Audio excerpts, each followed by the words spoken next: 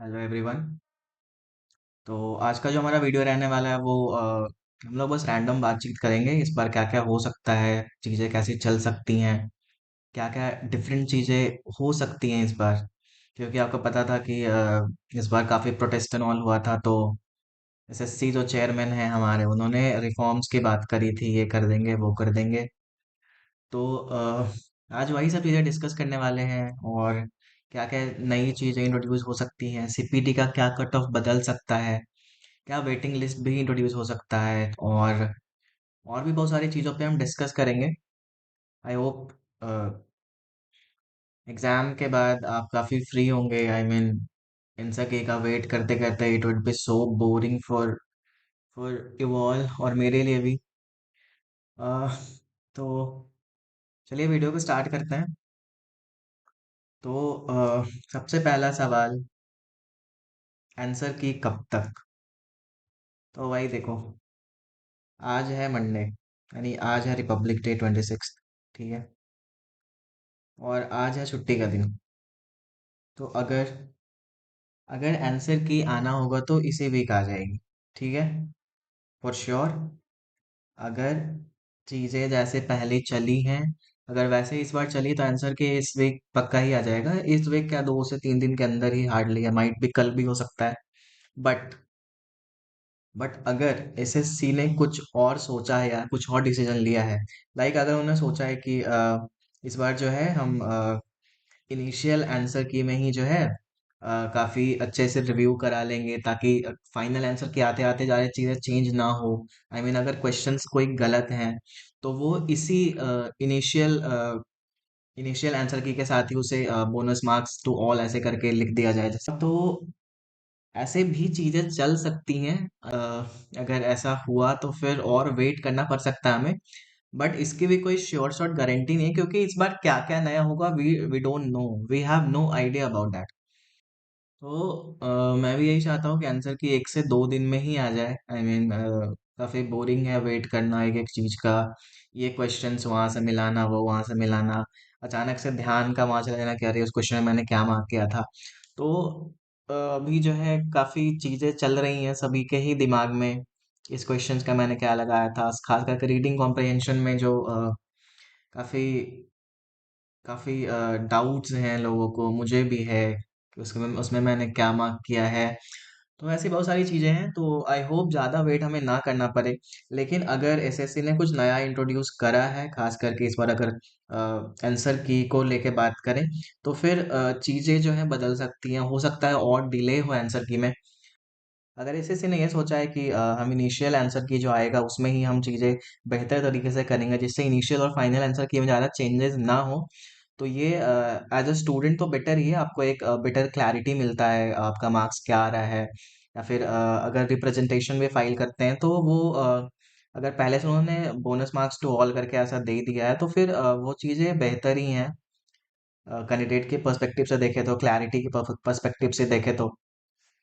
But but किसी भी चीज़ की कोई श्योर शॉट गारंटी नहीं है, this is just a mayor assumption. हो सकता है आंसर की कल आ जाए, परसों आ जाए, या फिर हो सकता है थोड़ा और डिले हो, ये चीज़ें भी इंट्रोड्यूस हो सकती हैं। बट इस बार कुछ ना कुछ नई चीज़ें होंगी फॉर श्योर, क्योंकि प्रोटेस्ट एंड ऑल के बाद काफ़ी रिफॉर्म्स की बात हुई थी, ये मीटिंग वो मीटिंग, 1000 इंटरव्यूज आके दिए थे जैसे सी चेयरमैन ने। तो उन्होंने चीज़ें सुधारने की को लेके बात तो करी थी। आई विश कुछ ऐसा चेंजेस हो जिससे काफ़ी क्लैरिटी मिले। तो देखते हैं आंसर की कब तक आता है। आई होप इसी वीक आए, आई विश। और जो दूसरा सबसे बड़ा सवाल है, क्या सीपीटी का कट ऑफ बदल सकता है। तो सीपीटी का कट ऑफ जो है 2022 से सेम रहा है, 22, 23, 24, यानी 3 सालों से जो है सीपीटी का कट ऑफ चेंज नहीं हुआ है। बट क्वेश्चंस भी इस लेवल के नहीं आए थे कभी। 22 के क्वेश्चंस अच्छे थे, 23 के भी क्वेश्चंस, 23 के क्वेश्चंस नॉर्मल थे, 23 के सीएचएसएल के क्वेश्चंस टफ थे थोड़े, जहाँ तक मुझे याद है। और 24 24 का भी क्वेश्चन नॉर्मल ही था। तो इतने टफ क्वेश्चंस तो कभी नहीं आए, 22 में आए थे, बट वो चैप्टर से ही थे, आई मीन सिलेबस का ही था।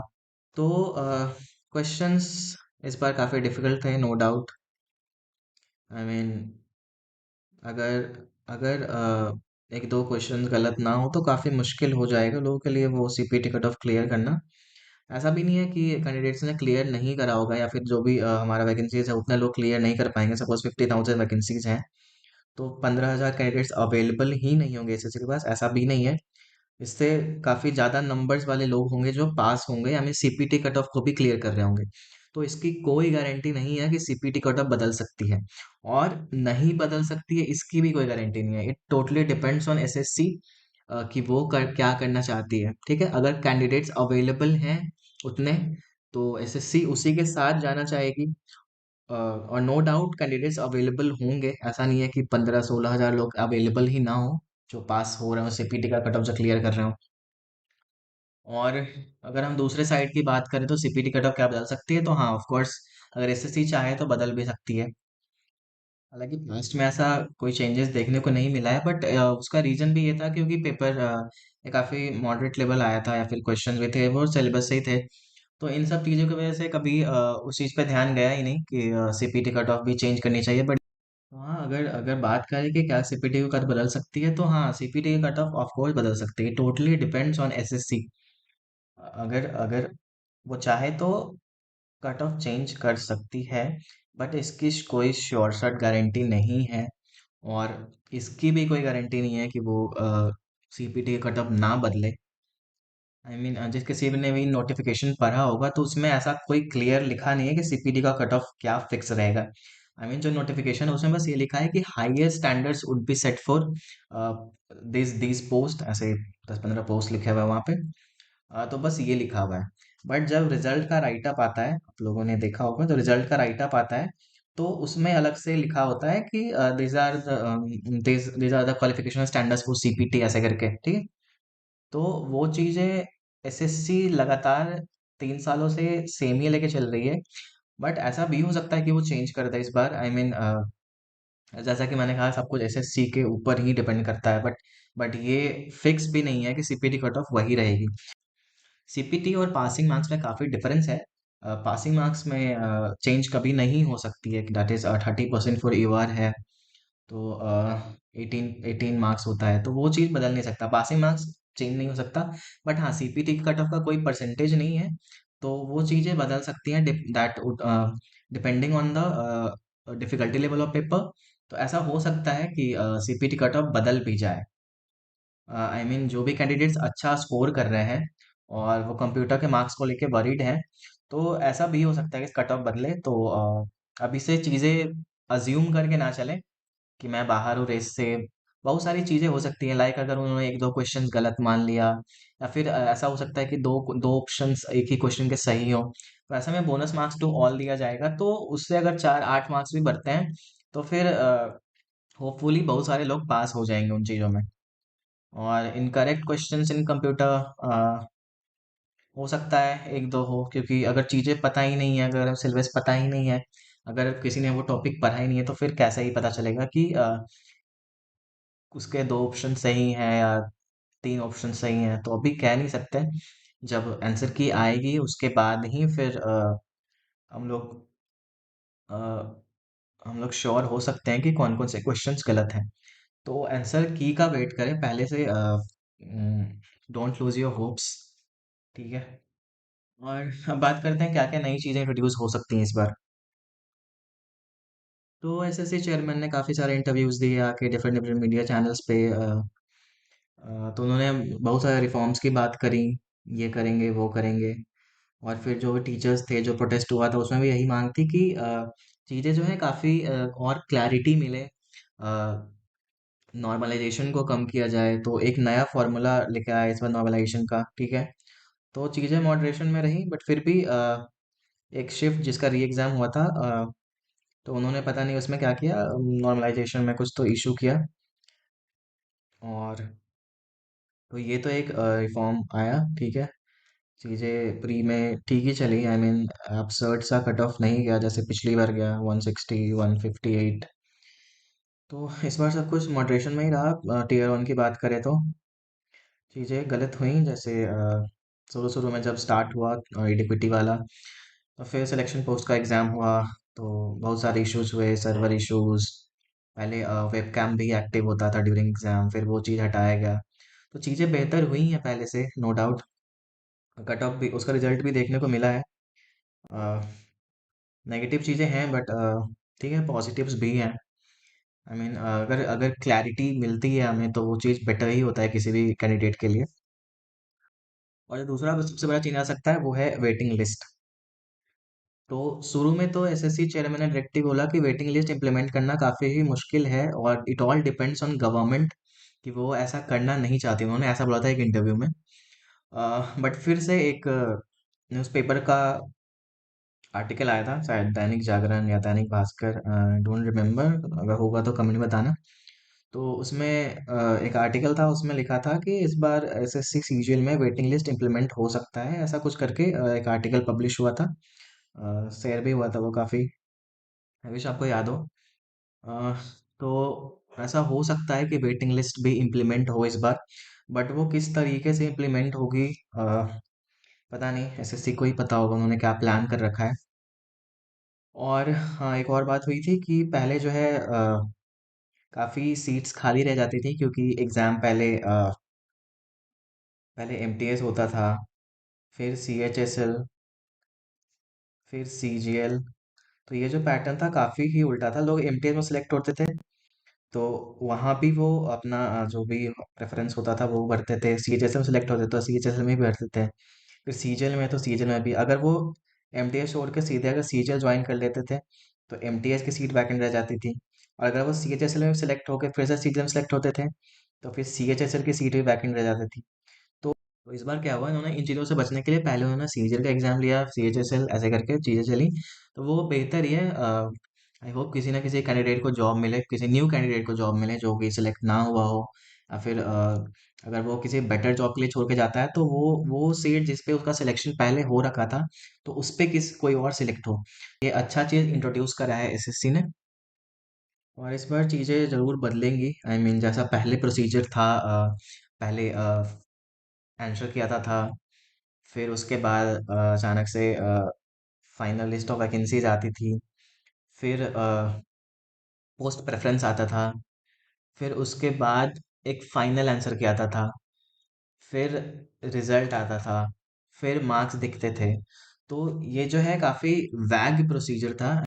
उससे क्लैरिटी नहीं मिल पाती थी कि मेरे कितने मार्क्स बन रहे हैं और मुझे क्या फिल करना चाहिए प्रेफरेंस में, होम स्टेट के लिए मैं जाऊं या ना जाऊं। अगर मैं 4600 ग्रेड पे ऑप्ट करता हूं तो क्या मुझे कहीं साउथ तो नहीं जाना पड़ जाएगा।